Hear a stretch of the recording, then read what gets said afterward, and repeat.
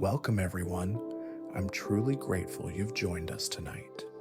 As you settle in, let the calm stories under the stars and the soft tunes of the moon embrace your heart.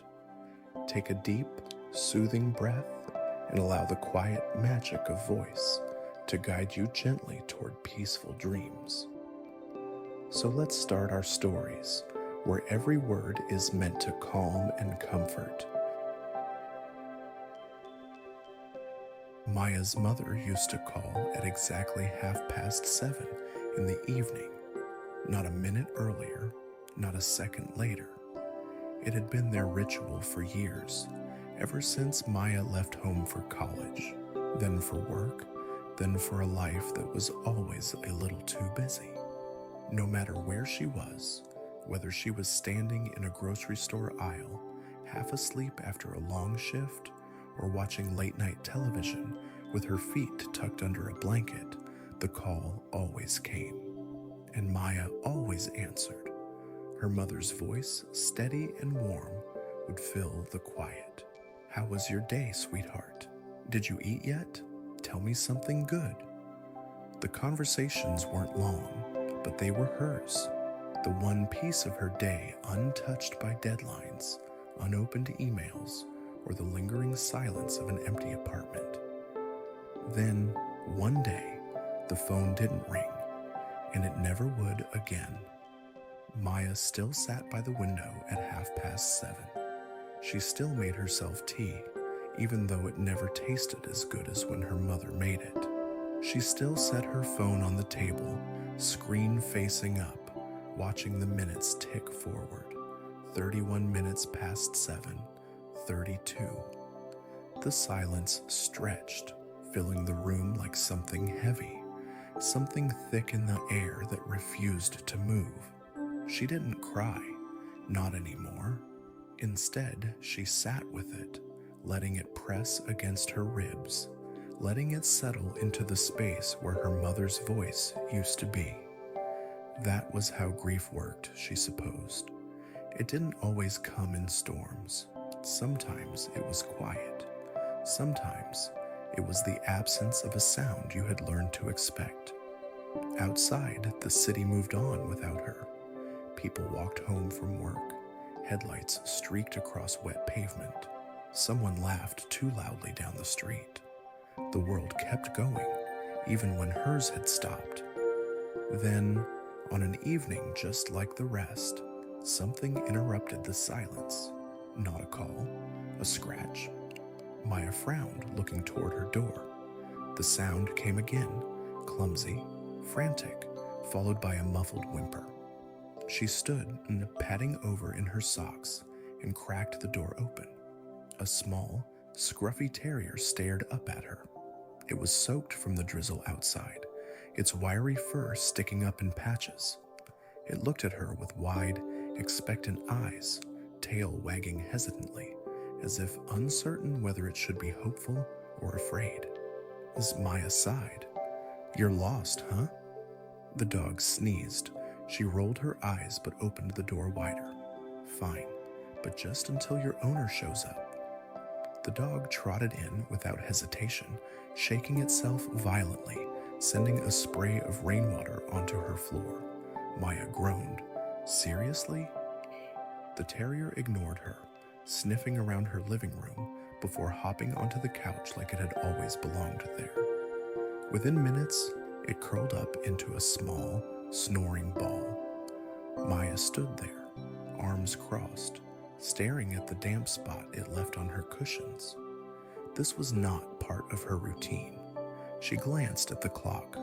38 minutes past 7. She had forgotten to stare at her phone. For the first time in months, she had been distracted by wet paws, by an unfamiliar weight on her couch, by something that existed outside of her grief. And instead of feeling guilty, instead of feeling like she had somehow broken an unspoken promise to her mother, she just sat down. She watched the dog snore. She noticed the way its paws twitched as if it were chasing something in a dream, the way its breath came out in tiny huffs.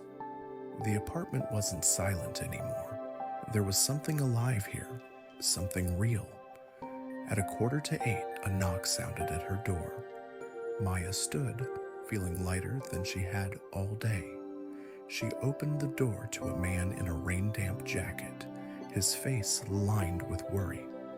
"God, I'm so sorry," he said breathlessly. "He got out when I was bringing in groceries. Did he bother you?" Maya glanced over her shoulder. The dog was still snoring, oblivious. She shook her head. He kept me company." The man smiled, relieved. "Thanks for taking him in. I'm Alex, by the way." She hesitated before responding. "Maya." They stood there for a moment, the rain whispering against the pavement, the warmth of her apartment spilling into the cool air outside. Then before she could think too hard about it, she reached for her phone on the table and opened her contacts. "Here." She handed it to him, "in case he runs off again." Alex blinked, then took the phone and entered his number. "I'll save yours too, just in case." Maya nodded, taking it back. Later that night, as she curled into bed, she glanced at her call history, the long, unbroken silence where her mother's number used to appear. She didn't cry, but this time, when she set her phone down, it wasn't faced up. And for the first time since her mother was gone, she thought that maybe, just maybe one day, it would ring again.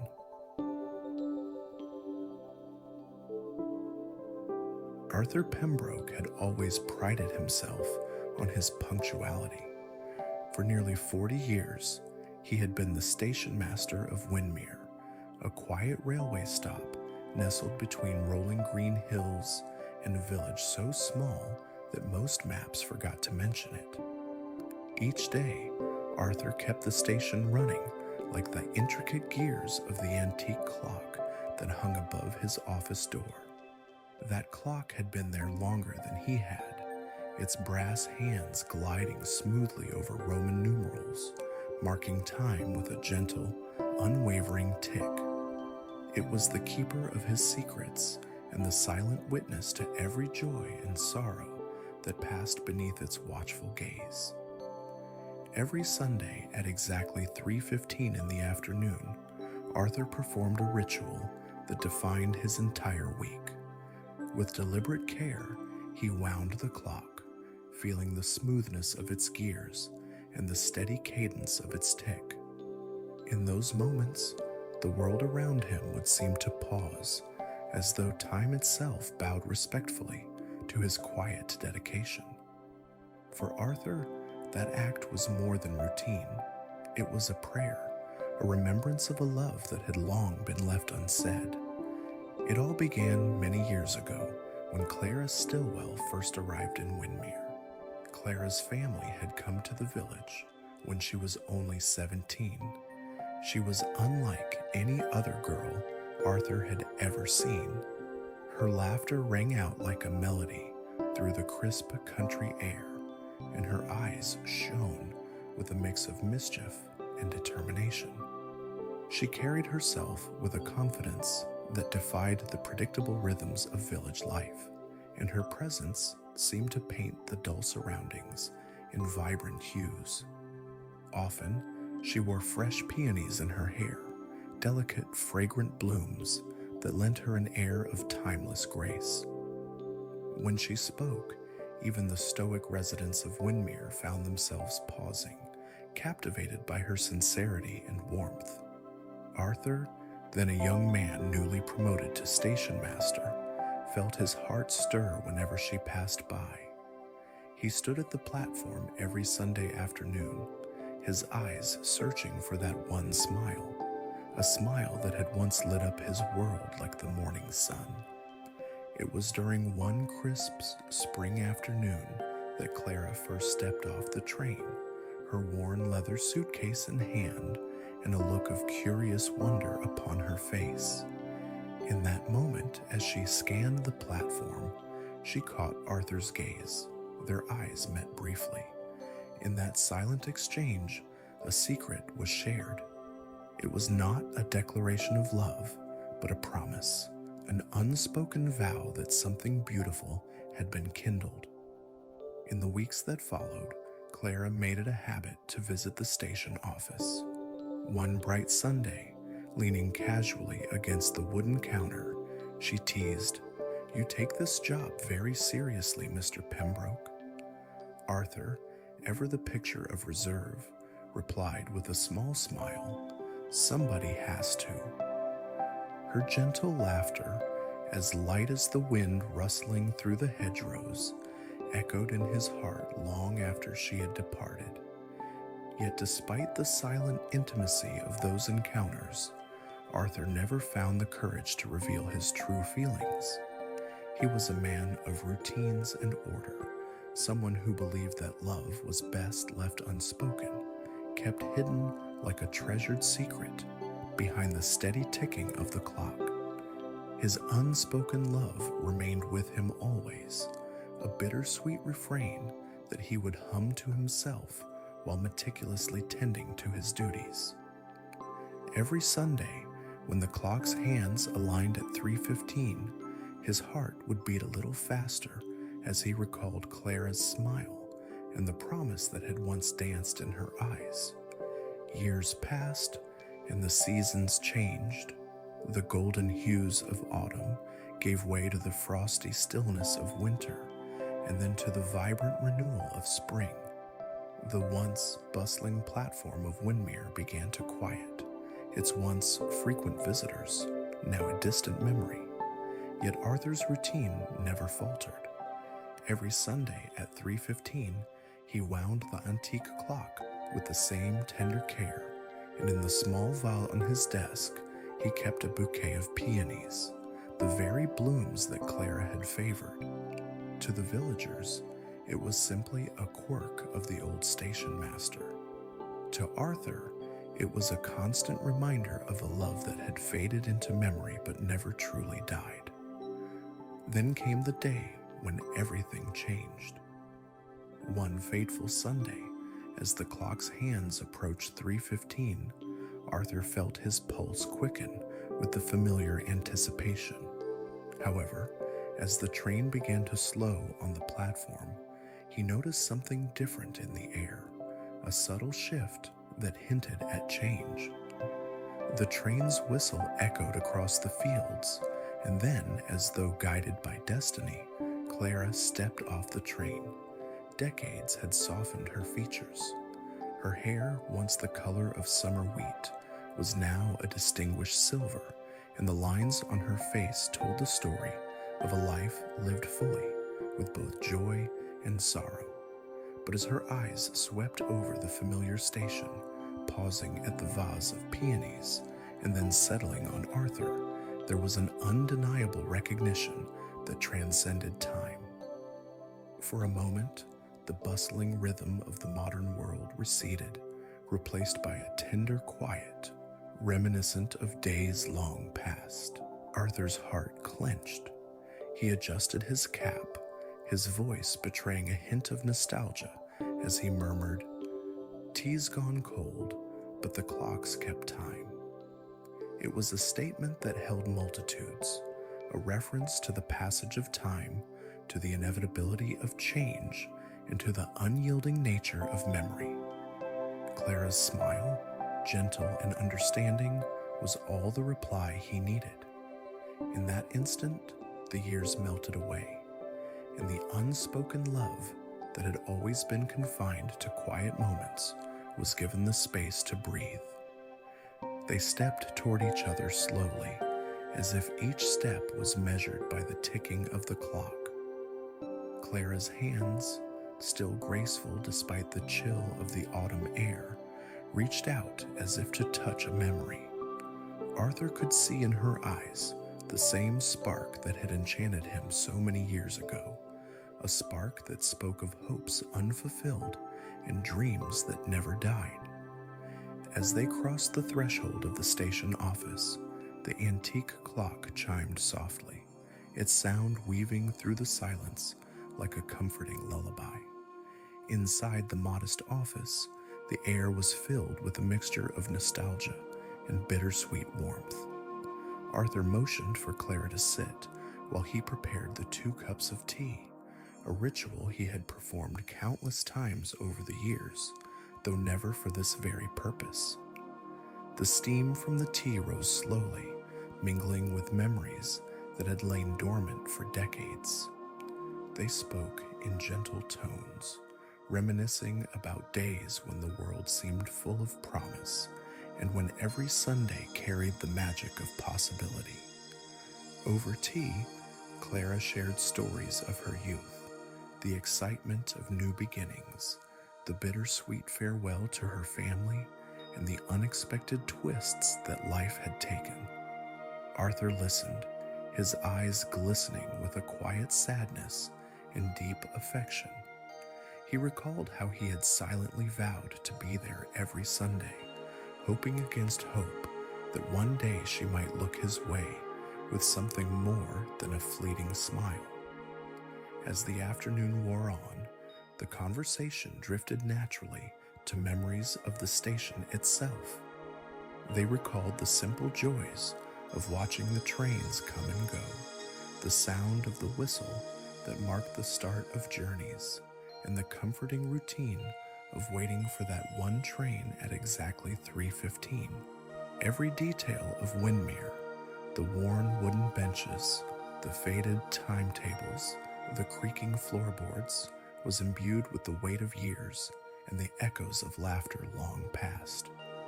For Arthur, the station was more than a place of work.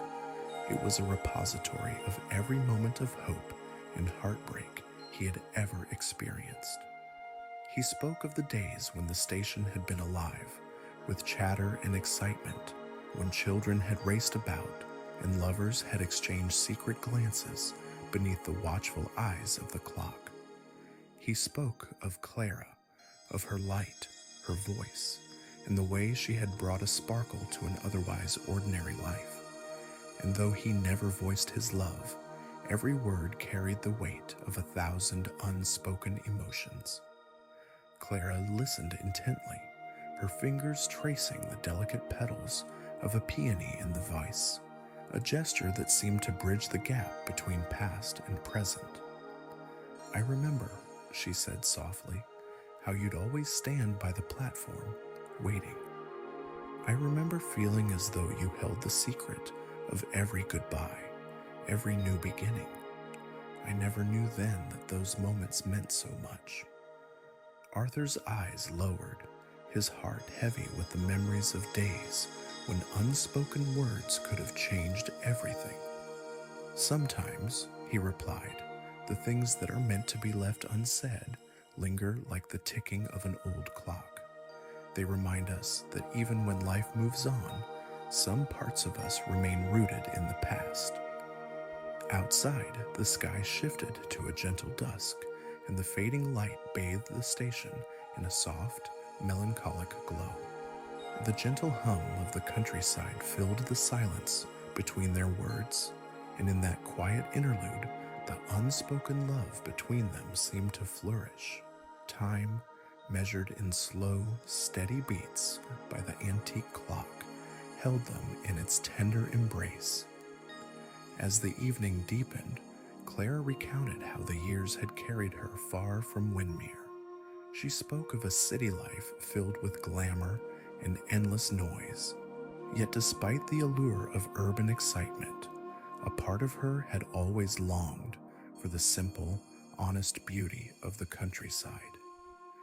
She admitted that after the passing of her husband, the frenetic pace of the city had lost its charm, and she found herself returning, year after year, to a place where memories lived in every stone and every whisper of wind. Arthur listened, his heart swelling with both sorrow and gratitude.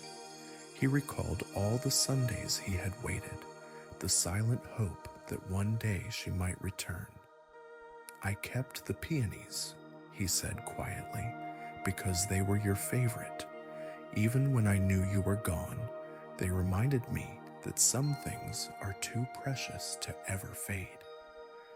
Their conversation flowed like a gentle stream, meandering through years of shared history, missed chances, and the enduring hope that time could heal even the deepest of wounds.